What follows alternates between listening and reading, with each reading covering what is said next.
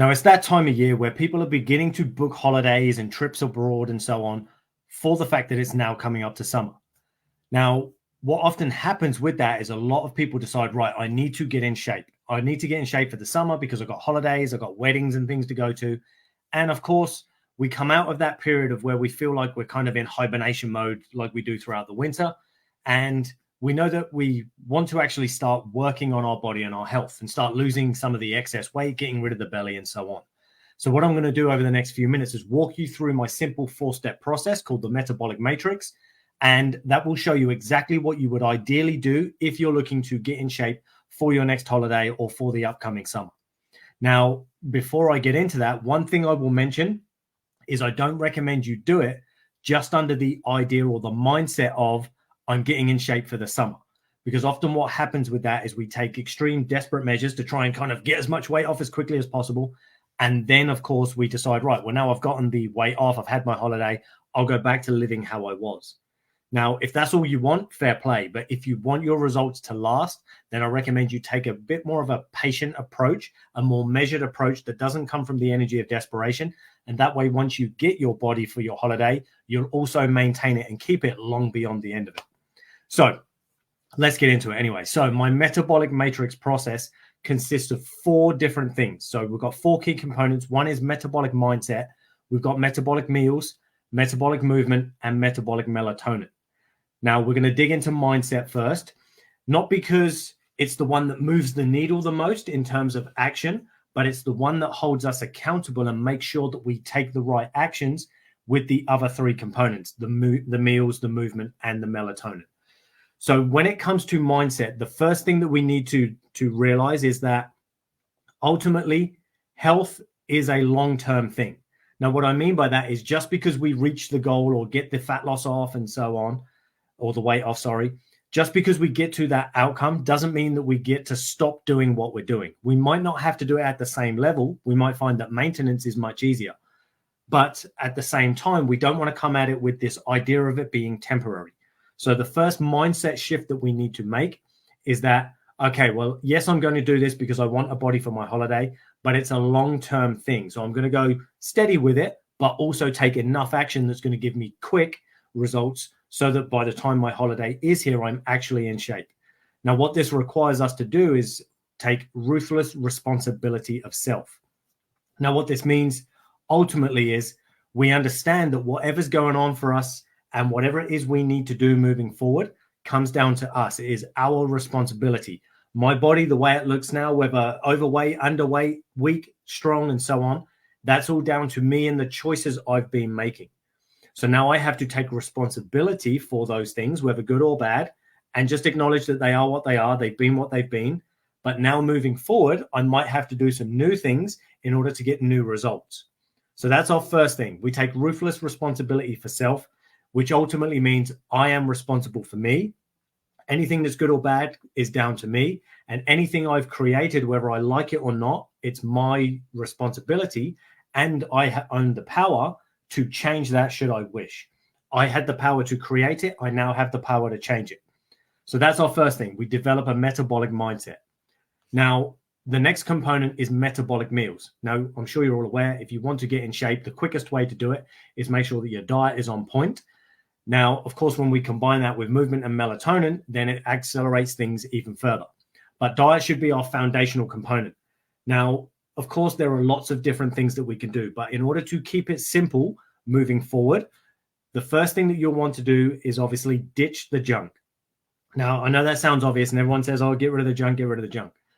Now, the truth is we know it's not serving us. It's keeping us overweight. It's keeping us craving shit. It's disrupting blood sugar and often keeps our energy levels low.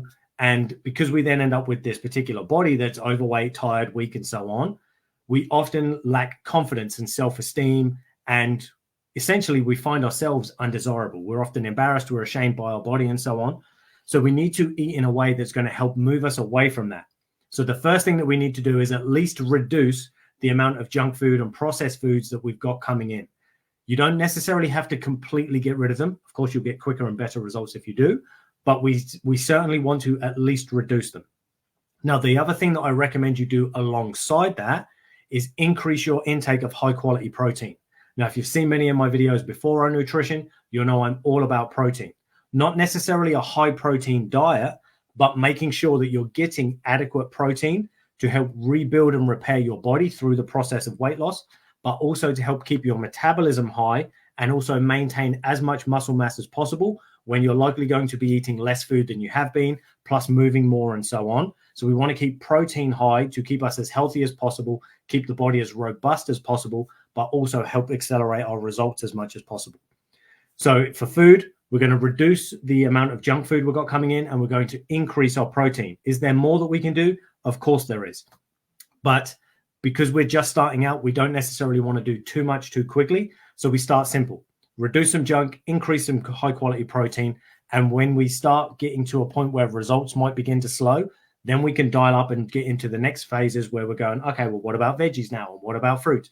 What about fats and all these different things? But for now, just focus on reducing the junk and increasing your intake of high quality protein. Now, our next component is metabolic movement. So we've covered mindset, we've covered meals. Now we're on to movement. Now, when it comes to movement, essentially we're talking about your exercise or your training. Now, the key thing to remember, we don't have to exercise. That's not the only way to lose weight, but we do often need to move. So for some of you, it could be walking. For some, it could be cycling. For some, it could be dancing. For others, it could be joining a team and playing in a team sport or something like that. Any type of movement that you know you will do regularly and consistently will help you move towards your goals. And of course, the one that will get you to your goals the quickest is the one that you will stay consistent with. So, no, you don't have to exercise, but should you? Probably. Now, I say probably because obviously a focused, targeted program that's designed for fat loss or for weight loss is going to get you there quicker than maybe some of these other things might, because they aren't necessarily specific to achieving a fat loss result. That doesn't mean they won't get you there eventually, but it might not be quite as quick. So if you were to use an exercise plan, the way I recommend you do it is that 3 to 4 days a week, probably start with 3 if you're a beginner and haven't been training for a long period of time or ever, maybe 3 days a week, perhaps up to 4, you would do resistance training. So what this means is weight training, essentially, whether using your body weight, kettlebells, dumbbells, barbells, medicine balls, and so on. But we want to use exercise that's going to apply resistance to the body and to the working muscles. Now, with those 3 to 4 sessions, what we want to do is focus on what we call compound movements. So these are the big movements, things like push-ups or squats or lunges or rows and so on. We want to do big movements that use multiple muscles and multiple joints because they're going to stimulate the greatest amount of muscle mass. It's going to burn off the highest number of calories, plus stimulate the most amount of change from the body. Is there time and place for isolation, as in just single bicep curls and things? Yes, there is, but not when it's a case of I want to lose weight as quickly as possible. Doesn't mean we can't do them. It just means we don't focus on them. So we focus predominantly on compound exercises that we're doing 3 to 4 days a week. Now, on the days in between this, what I recommend you do if you're starting out is just 30 minutes of walking. So it's a case of, well, I don't force myself to do anything too strenuous on the days that I'm not training, but I do make sure that I'm active. And I will do walking, for example, because not only will that keep you active, obviously increase your step count and all those types of things, it will also help you to recover from those resistance training programs.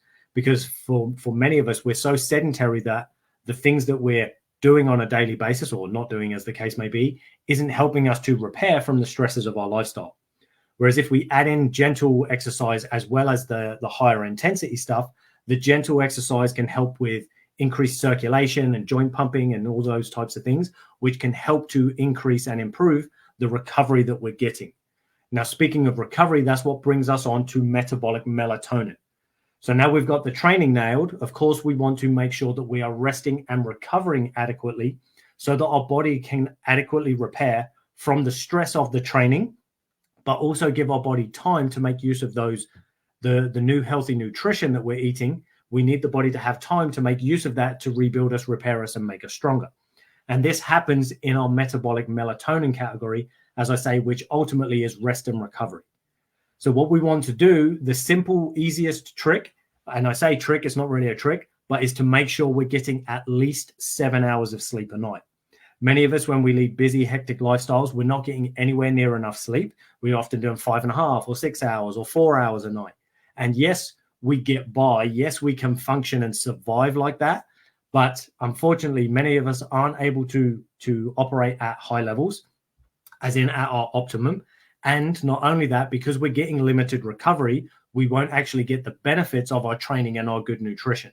Yes, it will be better than nothing because we're now training and got some better food, but we're not going to get the quicker results that we could get. Things will always be hindered and be subpar or suboptimal because we're not getting that adequate rest and recovery. So I would recommend you try to set your schedule up in a way where you can get at least 7 hours. Now, on average, the average person needs between 7 and 9 hours, but you want to at least begin with that 7 hours so that your body has adequate time.